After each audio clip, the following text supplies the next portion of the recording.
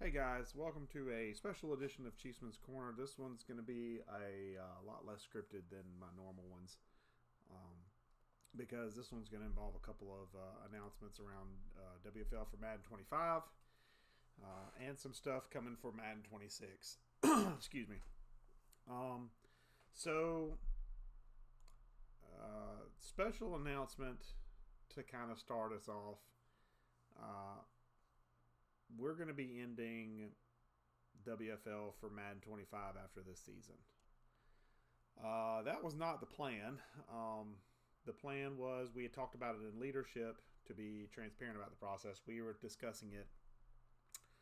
We had three options. One of them was to end after this season, but the majority of leadership were on board for the second of the three options I presented, which was for us to do back-to-back play seasons where we'd play this season, season 14. We would immediately roll into another play season, season 15, and that would put us ending somewhere in the neighborhood of the end of May. Option one was the option there. I put it out there because I personally am okay ending after this season, but I was in the minority, to be fair. But we had some issues over the weekend, and one of our leadership team, Austin Jackson, who you know is the waiver guy and the roster guy, he stepped aside, and his main reason for stepping aside was he was feeling some of the not necessarily negativity in chat, but some of the less than ideal things, kind of the nitpicking of WFL in chat by a couple of members in public chat, and he was starting to get aggravated with it. And without going into much more detail than that, he decided stepping away for the cycle was the best thing for his mental health, and I completely support him in that. This is a video game, folks. I know we make it a lot more serious than it really honestly should be, but at the end of the day, it is a video game. We have all these rules and dumb shit because Madden sucks ass. We all know it sucks. But the reason they're there is to try and make it to where it's a fair balance, a fair point for everyone, so that everyone's on an even playing field, and it's essentially certain skills such as GM skills, stick skills, all those different types of skills come into play in our league, and that's what we want ultimately. But there has been a lot of nitpicking lately in the chat, and that's part of it. I mean, I understand it. I've been doing this now since 2009 pretty much. You're always going to have folks that are going to be a little bit more of a negative Nancy in the chat, some more than others, but you're always going to have guys like that. And I don't ever want it to be 100%, blowing sunshine up our keister league. I think there's always stuff we can improve on. But essentially, he was getting frustrated with it and felt leaving, not leaving the Discord server. He's still here. He's still, part of the community, and we want him to be a part of the community. It's not anything that we wanted to remove him for or anything like that. It's just he was taking care of his mental health and taking care of number one, and that's what you should always do. You should always take care of number one. That being said, lately I also have had some mental issues involving Madden, and done some stuff that, I've been more chatterboxy in the threads during games, which is a no-no. And I know it's a no-no and it shouldn't be done, period. And if I'm going to, enforce the example, I need to set the example. And I have not done a good job of setting the example lately in the last couple of endeavors. And I'll be honest, it's because there's a better, not perfect, but a better football game out there that I enjoy playing, and it's college football 25. I'm not a college football guy. I've always been a pro guy. But between Madden being such trash the last however long it's been, and the emergence of college football, and again, not a perfect game by any stretch because it is EA at the end of the day, but it's a game that is fun to play even against the CPU with the right slider set, obviously. I've been playing in the VCFA and enjoying my time there as University of Louisiana Monroe. If you've seen the ULM portion of my name badge, that's what it stands for. It's a college in the state of Louisiana, so I'm kind of going with that. But anyway, I've been enjoying that, and it's a low-key atmosphere. I mean, there's only, I think, 9 guys in the league right now in VCFA, so it's really low-key, and there's not a lot of user, competitiveness, which I kind of dig. I'll be honest, the user versus user 32-man league is a great thing, but it is, for some of us, it is hugely mentally draining. And I've been doing this pretty much minus an 18-month time frame, so a year and a half off of this number, since 2009. So that will put me going on 16 years minus a year and a half, so say 14 and a half years. And most all of that, I'd dare say probably 13 at minimum years have been in some sort of leadership or commissioner, like co-commissioner or commissioner of a Madden league. And it is mentally taxing at times. And we've had some leadership guys, I'm not naming any names other than Austin because he left. And, for his own mental health. So I'm not criticizing him in any way, shape, or form. But like myself and some others are getting some real life burnout from, real life is hitting us. A good football game is hitting us, and having to try and make this game bearable for a league's worth of owners is starting to take its toll. And with that being said, with the loss of Austin, we're not going to replace him for this cycle. We're now down to 4 leadership officially, and we could function, but it's going to be even more mentally taxing than what it already is, and a lot of us are already kind of at that point of I'm ready for a break. So with that being said, I know it's going to disappoint some guys, but we are going to be taking a break from Madden 25 after season 14. I know that's going to come as a little bit of a shock. Again, this is not what we planned, but this weekend kind of hit us like a ton of bricks between, some burnout that we've been discussing, Austin taking care of himself mentally. It's dawned on a few of us that I think it's probably not a bad thing to put it away for a little while. And that does mean we're going to be on break from Madden for a good chunk of time. We realize that. We know that's not a great thing. But that being said, we do have some things in the pipeline for Madden 26. And we also have our college football league. So if you have the college football game and you want to join the VCFA, once this season's over with, we are still running season 14. We're still going to run it through to its conclusion. We're still going to go through that process. We're still going to have a draft at the end of season 14. That's going to be our final draft of the cycle. So we're going to do all that like we normally would for any sort of end of Madden cycle. So nothing's going to change in that regard. But obviously that's going to put us ending our Madden 25 cycle in probably... I think my guess would be late March, early April, which is right around when the draft is anyway. So it's kind of a good time for us to pull the ripcord, but it's not ideal because you'd like to have a little bit more time in the cycle.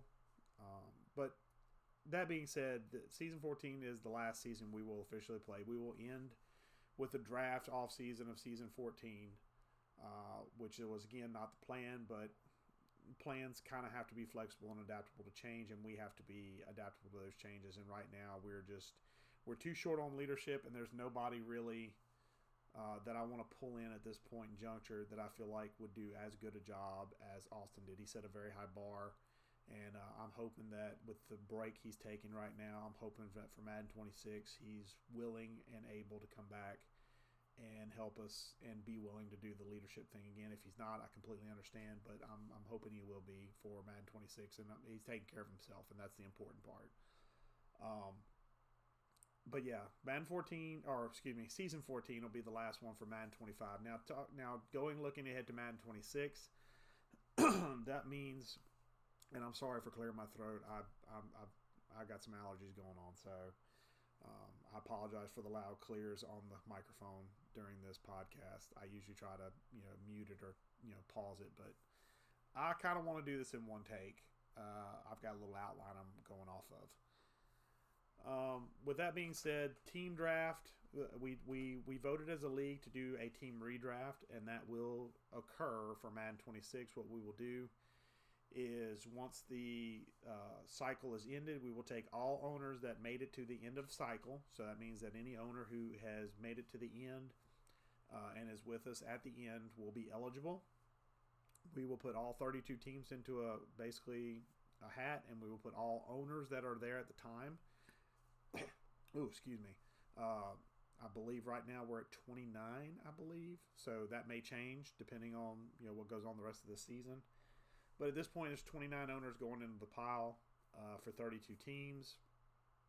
And basically, we will, at this point, the plan is, and this is still subject to discussion, changes potentially, but the general game plan I have in my brain is post-draft.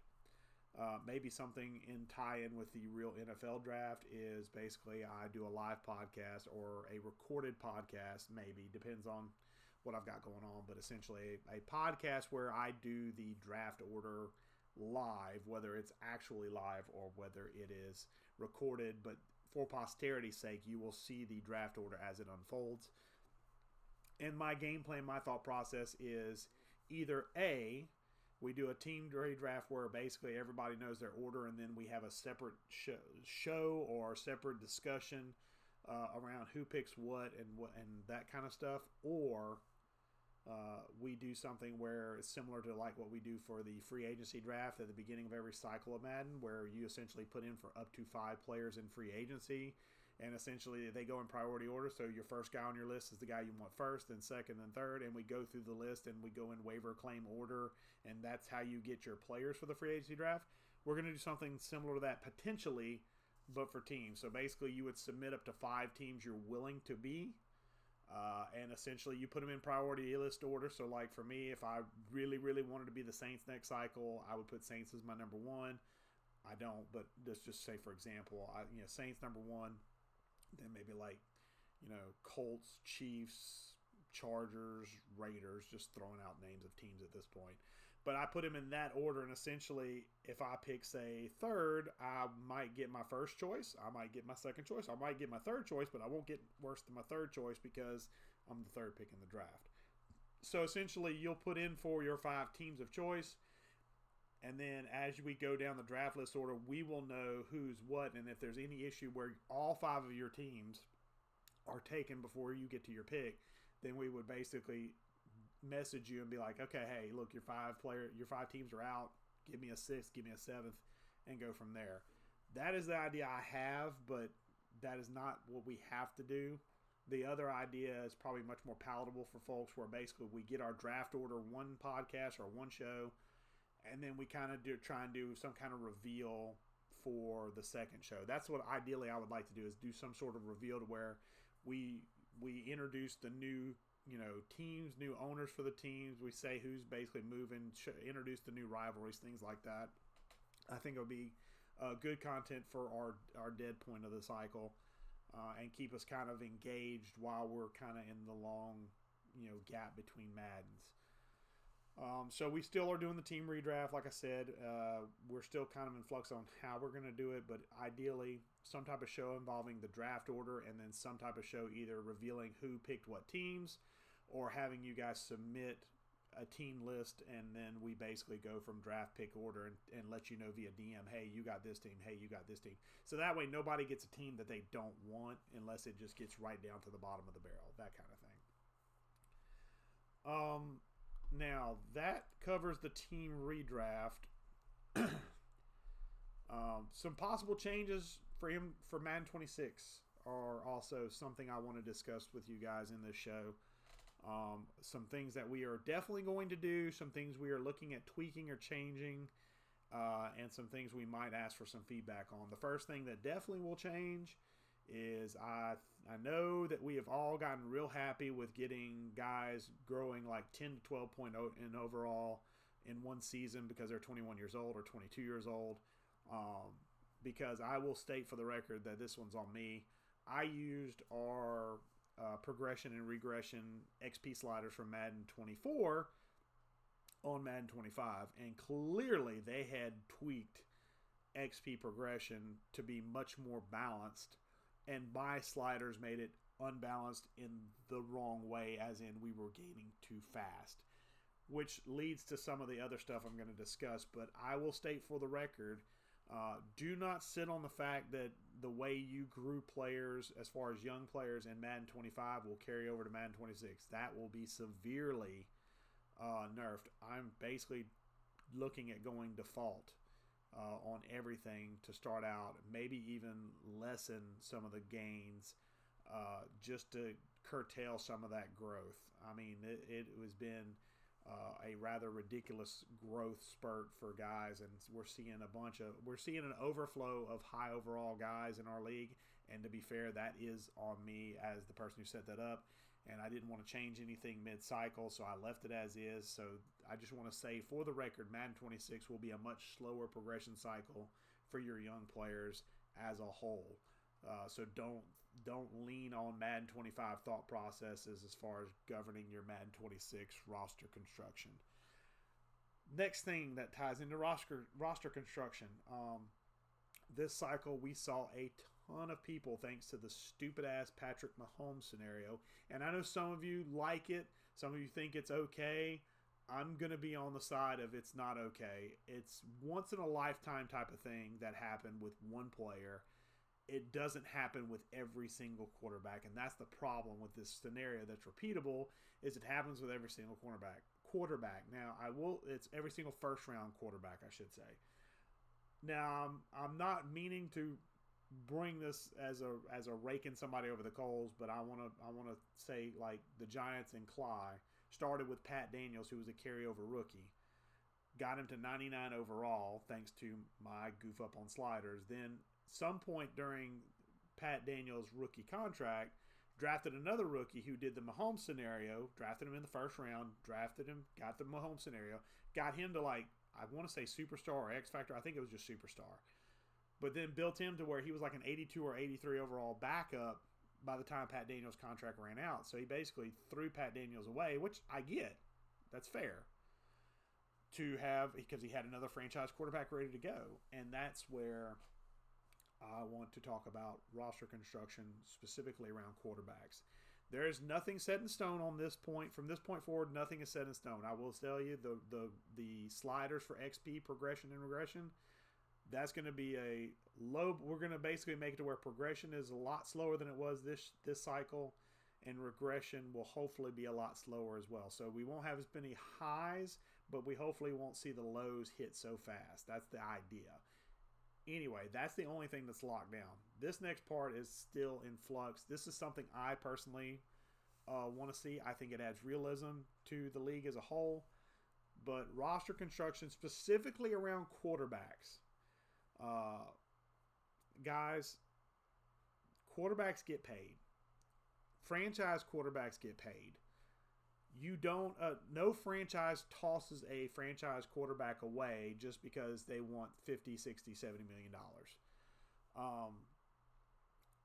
So that being said, there may be some rules, and I would like to see them in place to where if you have a player, a quarterback specifically, that has the franchise quarterback tag, or even quarterback of the future, but specifically franchise quarterback, if they have that tag in game, that if you try to move on for them, it will be very difficult, if not impossible, to do so, because it will be like submitting a trade proposal. You will have to have a well-detailed plan in place to replace a franchise quarterback, because nobody gets rid of a franchise quarterback, even in their aging decline, unless they have a significant time to rebuild. That's just the way the NFL works. They build around the quarterbacks. So if you end up with a franchise quarterback, whether you draft them, whether you have them from the start, there is the possibility that you might be handcuffed to that player for a foreseeable portion of the cycle because of the fact they're a franchise quarterback. That's not to dissuade you from trading them, but do be aware as far as re-signing purposes, you may be forced to re-sign that player. Okay? So just be aware of that. It's not in stone, but I want you to be aware of that for next time. And then the next thing to tie into contracts. A lot of guys have made the economics of Madden 25 so bad. I know I've seen a lot of people griping about, man, this guy wants this much money. It's so much money. Why do they want so much money? It's because people are basically putting out player-friendly and ultra-player-friendly contracts to everybody. And guys, I don't know if you know how this works, but when you overpay a guy, the next guy that comes up at that position is going to want that much or more. So by offering these player-friendly and ultra-player-friendly deals, you are essentially screwing everyone in the league for that position. So we may institute some rules around offers for contracts where unless you have a certain level of ability, like as far as like red, yellow, green, you may only be able to offer a certain type of contract to that player based upon that interest meter. Okay? And the reason for that's real simple. Guys are just throwing out these player-friendly deals even on players that the whole point is negotiation, guys. Those contracts that are in game, the team-friendly, the neutral, the player-friendly, the very player-friendly, those are starting points. You do not have to use those. You can create a custom contract. What I do all the time is I will take those as general points and I will measure between the two. Like, for example, I got Creed Humphrey right now that I'm looking at re-signing. Granted, that doesn't really matter too much because we're not playing next year, but I'm still going to treat it like we are. So I got Creed Humphrey up for a re-sign. He's in green for me. He wants to re-sign in Kansas City. He's also 30 years old, and he wants $15 million a year. Now, under neutral terms, he wants $15 million a year. If I could go to player or team friendly, I could offer him like $13 million a year, and he may take it. He probably might not take it. But the numbers, I'd use those points as reference points. So let's say under team friendly, he wants 6 and 7, which is a total of 13. $6 million base salary, $7 million bonus. But under the neutral, he wants 7 and 8. So instead of 6 and 7, it's 7 and 8. So it's a difference of $1 million in bonus and $1 million in salary. What if I just tweak it and make it $500,000? Meet him in the middle between neutral and team, and then work the years the way I want it, and then offer him that deal. And that way, I'm not screwing up the economy, especially if he takes it, which he probably will as a green offer. But guys, negotiate with players because that's part of it. Just because you want to keep a player doesn't mean you should screw up the entire league's economy by doing so, because that's what you're doing ultimately is when you sign these players to these player-friendly and ultra-player-friendly deals, you are overpaying the player. And then the next player that comes up at that position goes, well, that guy got this much. I want this much. That's why our quarterback contracts right now are sitting at $70 and $80 million for a high overall player, is because guys have said, well, I got to keep this quarterback. Let me offer him $50, $60, $70 million. Let me offer him very player-friendly deals. And that's what's causing the economy to basically tank as far as not being able to afford any players. And that's why guys have been doing the Mahomes trick and things of that nature, which has led us to think about these rules for quarterbacks. So, in essence, the entire contract structure, as far as thoughts around it, needs to change on a fundamental standpoint for us. Whether that's us instituting rules for it, or us as a league deciding, hey, negotiate more and be willing to let guys walk. I think that's the problem most of us have, is we don't want to let the good players walk. And sometimes they're just gonna. Like right now, I have George Karlaftis, who's an 87 overall edge rusher. He's really good. He's also ready to resign. I'm not going to resign him. I'm not going to break the bank to pay him $18, $19 million to basically pay for his red to make him stay. I'm not going to do it. That's not good business. I'll let him walk into free agency because unless he's willing to negotiate, or I'll franchise tag him because that's also an option, guys. You can franchise tag. Okay? that's part of negotiation. Look at what you have and go, okay, I'm not going to be able to resign him. Maybe I can trade him. Maybe I can trade him to somebody who can make him a green so they can resign him. That's the kind of things you have to think about.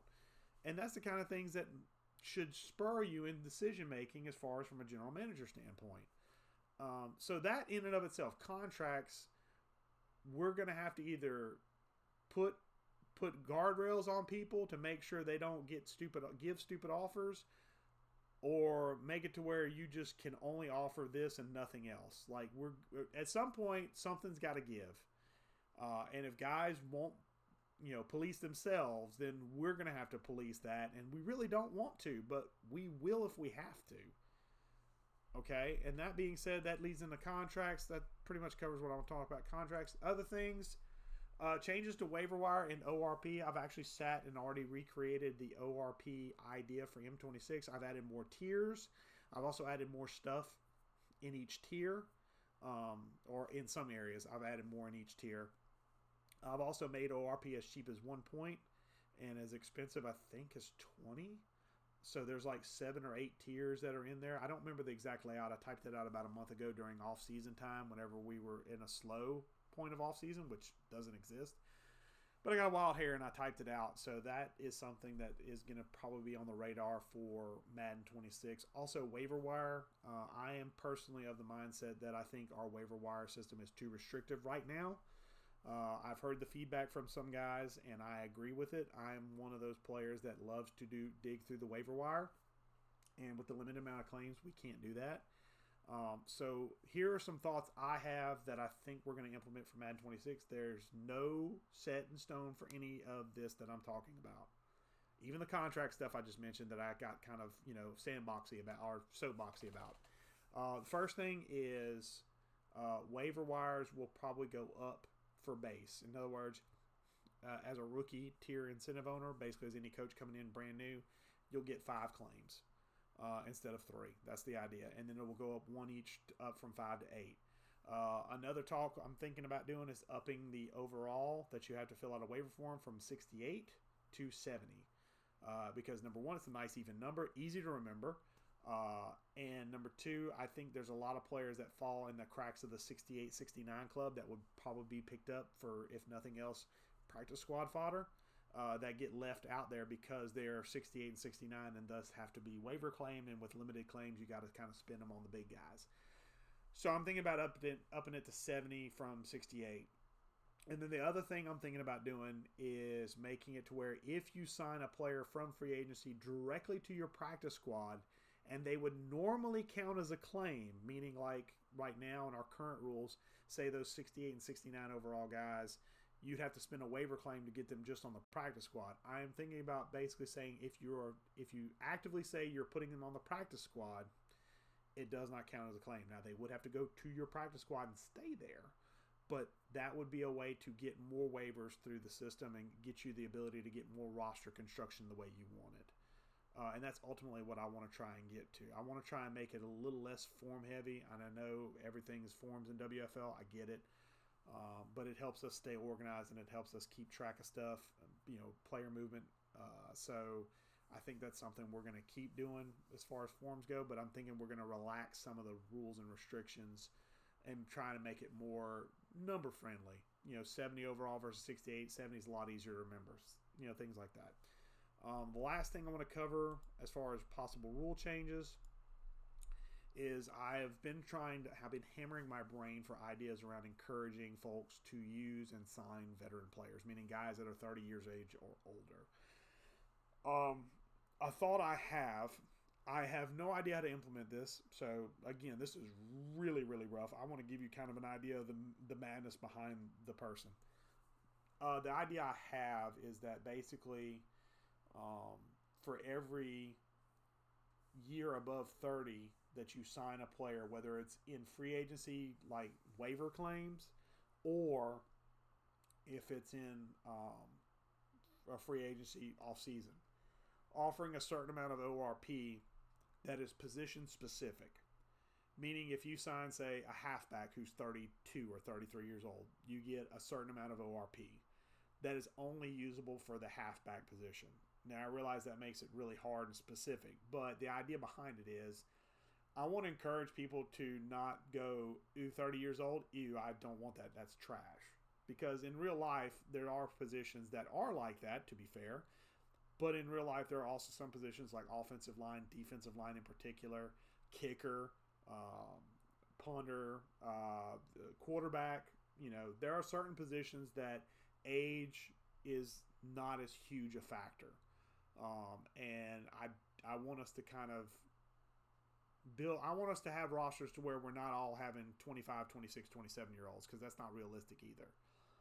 So the idea behind it is essentially you basically would sign a player, whether it's, again, waiver wire free agency or off-season free agency, and you would get a certain amount of ORP that you could spend the following off-season, or in the case of if you do it during off-season free agency, you would get it for that off-season particular that you could spend just for that position.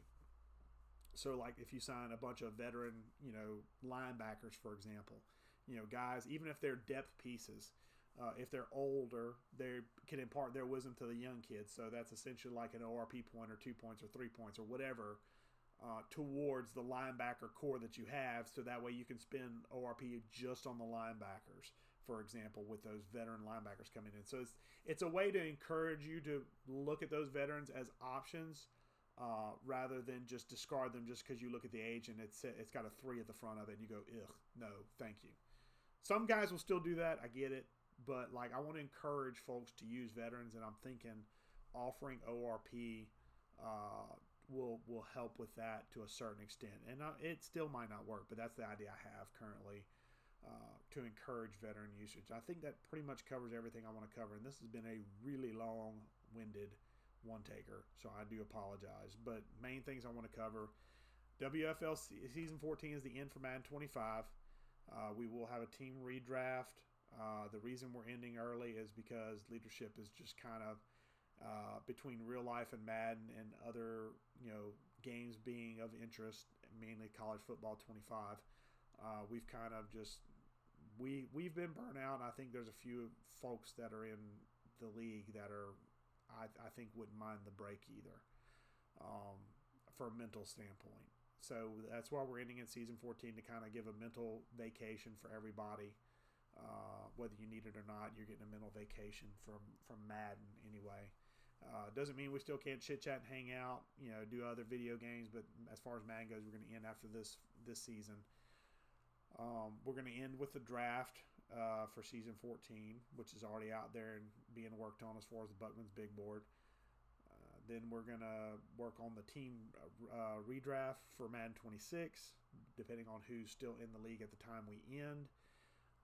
Then once we do that, we'll figure out how we're going to announce it. And the changes for Madden 26, definitely XP is going to be nerfed. And regression is going to be lessened as much as I can because I would like us to see us using more of those veteran guys as we go forward. Also, some changes to waiver wire, ORP, contracts could be a big thing. That's going to be something the leadership team and I are probably going to fight tooth and nail about because I'm on one camp and some guys are on the other camp, and we're just going to have to find a way to come to a compromise. But I've laid out my position. But, contract rules potentially in place, especially around quarterbacks. I'm going to fight real hard for the quarterback side of it, but the contracts as a whole, I think I said why that contracts are issues, and I think it's one of those things where if we can't police ourselves, we're going to have to police ourselves, if that makes sense. Waiver wire ORP already mentioned, and then finally, the usage of veterans encouraged in Madden 26. But that's about it. This has been a rambling one. I never did introduce myself at the beginning, but you guys know who I am. I'm Winuvas, one of the leadership team here in WFL. Thank you for tuning into the show. Appreciate it as always. We will do a more fashion-forward podcast next week where we're talking about WFL league action. Probably talking about that time, week 6, week 7 action. We'll be getting close to the halfway point of season 14. Kind of do some contenders, pretenders, that kind of thing. But this has been more of a special news report about Madden 26, or Madden 25, I should say, in the future for Madden 26. Guys, thank you for watching. As always, I appreciate it. I appreciate all of you as always. Thank you for the time you put into this league, whether it's just a little bit, just playing your games, or whether you're doing the content and stuff that we ask for that extracurricular activity bump. I thank you always. Take care of yourself mentally, guys, because this is a video game at the end of the day. It's supposed to be fun. Try and enjoy it as much as you can, and if you can't enjoy it, find something to enjoy in it, and just kind of cherish that and embrace it, because sometimes this community is really, I think it's a really special community.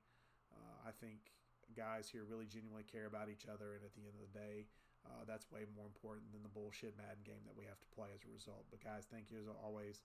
I appreciate it, and until next time, guys, the corner is now closed.